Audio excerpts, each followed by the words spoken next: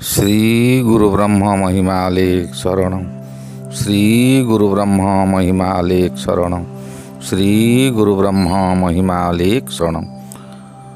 महिमा वास्तु सेवा YouTube channel तरफरु आपण मानकु स्वागत जनाई आज आरंभ करने को जाऊँगी महिमा धर्मर किछि अजଣା कथा जहाँकि शास्त्र मध्यरे थिले मध्य ताहा सीमित व्यक्ति माने जानी थांती। एही विषय आरंभ करने पूर्वरु आपण मानकु मोर अनुरोध जेउ माने प्रथम करी आसीछंती से माने गोटिए सब्सक्राइब करी पाखरे आसुथिबा बेल आइकन टिकु दबाई दियंतु जहा द्वारा आमर जेउ समय रे वीडियो अपलोड हेबो सर्वप्रथमे आपण मानक पाखरे पहुँची पारिबो।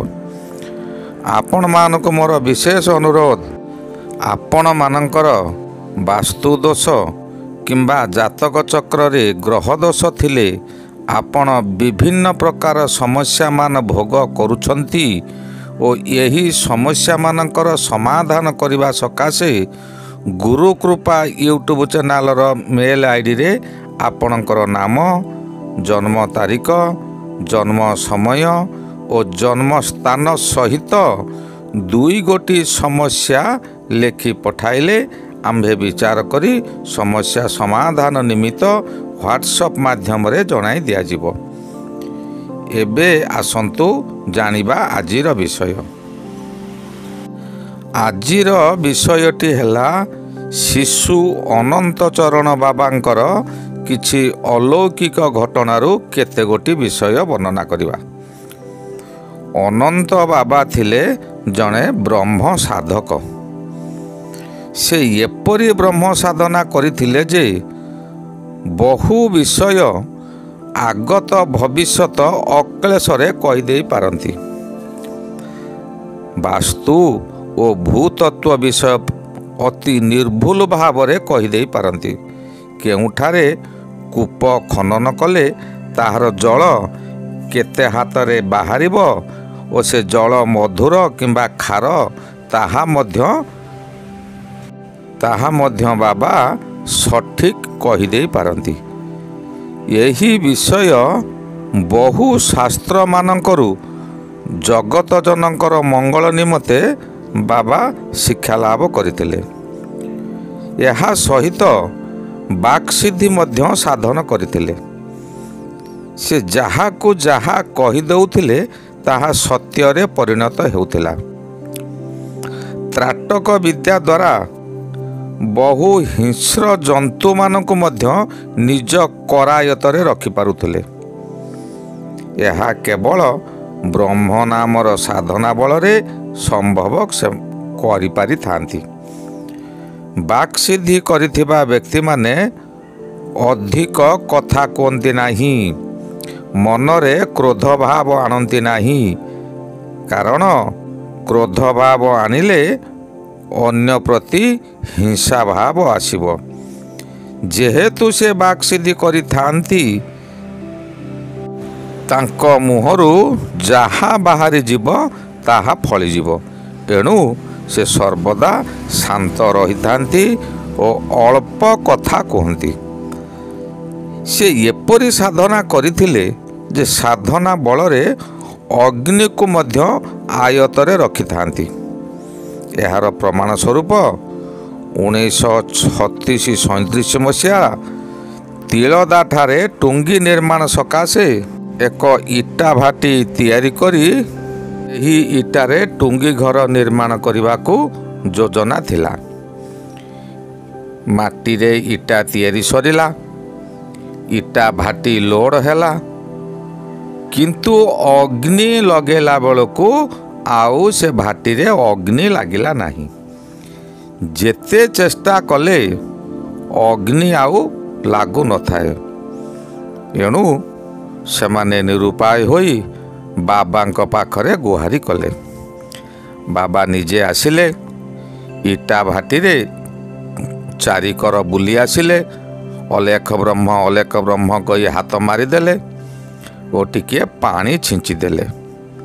यापर अग्नि लागिगला, टुंगी निमंते इटा पोड़ी होगला। केतेक आश्चर्य घटना मान मध्य तांकठारे घटी जाइछि, जहाँकि काहारी जीवन रे घटी नथिबो। मृत्यु को आह्वान कला परे मध्य मृत्यु तांकठारू बहु दूर को दूरे दूरे जाइछि। थरे आठगड़ वन अंचल रे भ्रमण करुथिबा समय रे बाबा को भीषण ज्वर हैला।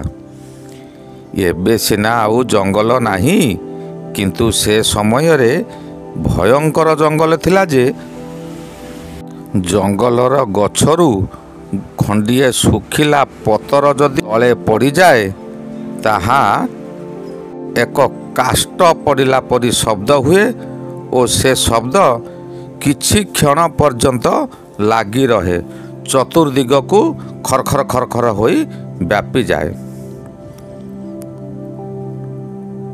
यार कारण मध्य बहुत अच्छी। खंडे पतर तले पड़िबा क्षणी ताहा तले थिबा अन्य सुखिला पतर उपरे पड़ जाए। पतर उपरे पड़िले साधारण सुखिला पतर उपरे पड़िले से खरखर हेबो।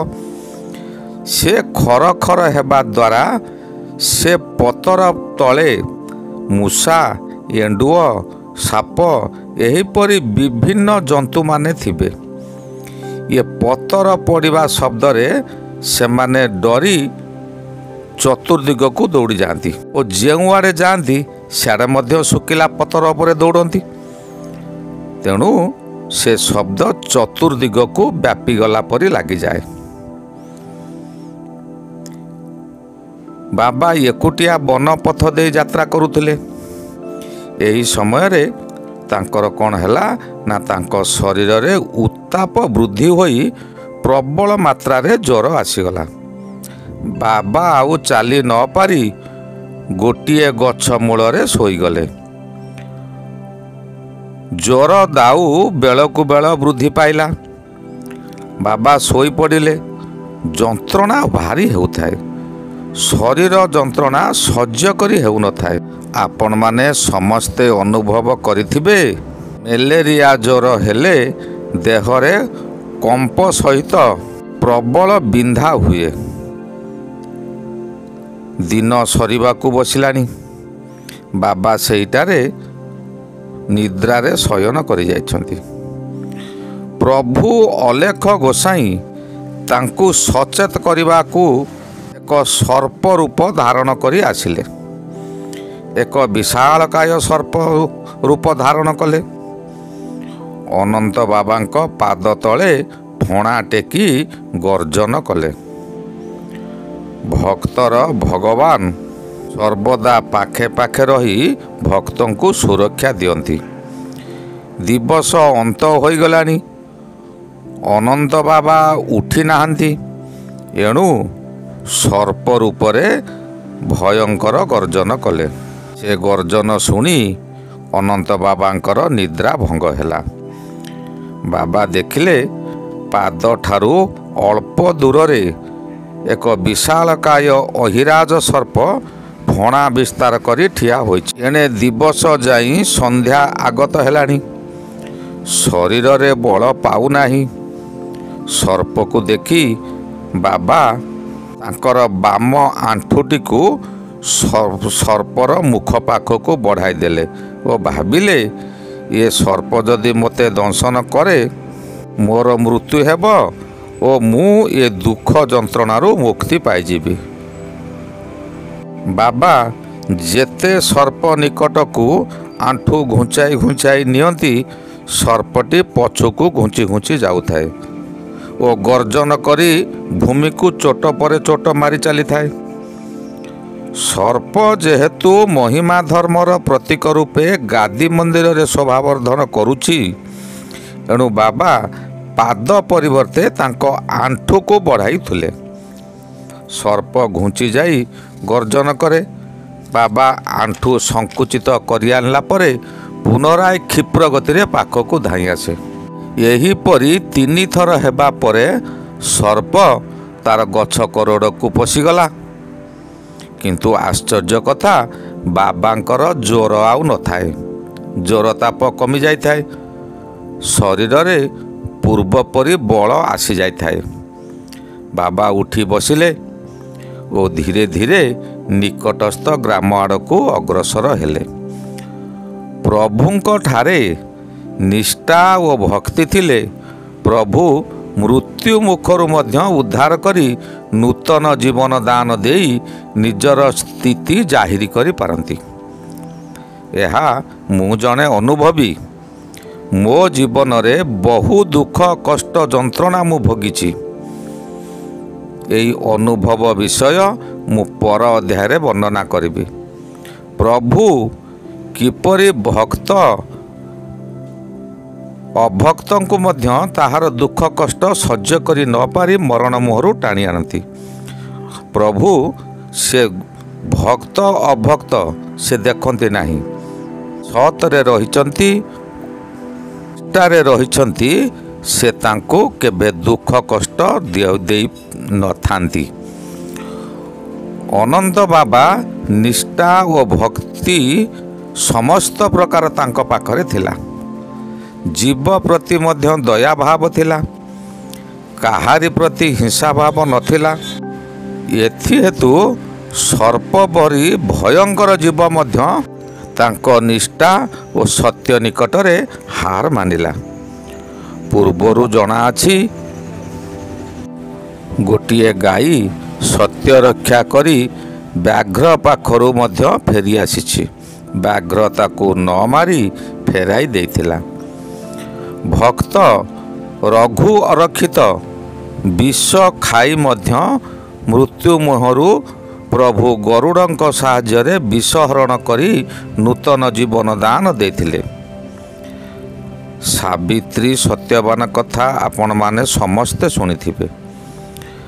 ଆହୁରି ମଧ୍ୟ ନ ପାଉ ରାତି ନ ମରୁ ପତି, ଏକ ରାତି ହେଉ ଶପଥ ରାତି, ଏ କଥା ମଧ୍ୟ ଆପଣମାନେ ସମସ୍ତେ ଜାଣିଛନ୍ତି।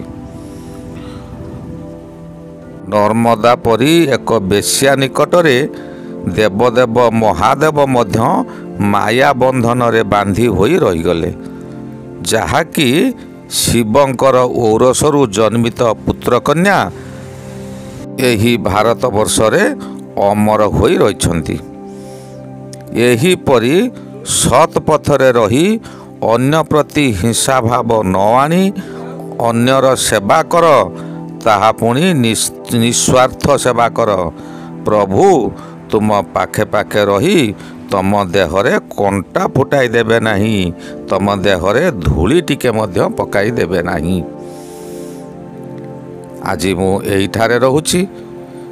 ଏହାର ପରବର୍ତ୍ତୀ ଅଧ୍ୟାୟରେ ତାଙ୍କର ଅନ୍ୟ ଅଲୌକିକ ଘଟଣାମାନ ମୁଁ ବର୍ଣ୍ଣନା କରିବି। ଶ୍ରୀ ଗୁରୁ ମହିମା ଅଲେଖ ଶରଣ। ଶ୍ରୀ ଗୁରୁ ମହିମା ଅଲେଖ ଶରଣ। ଶ୍ରୀ ଗୁରୁ ମହିମା ଅଲେଖ ଶରଣ ଶରଣ ଶରଣ।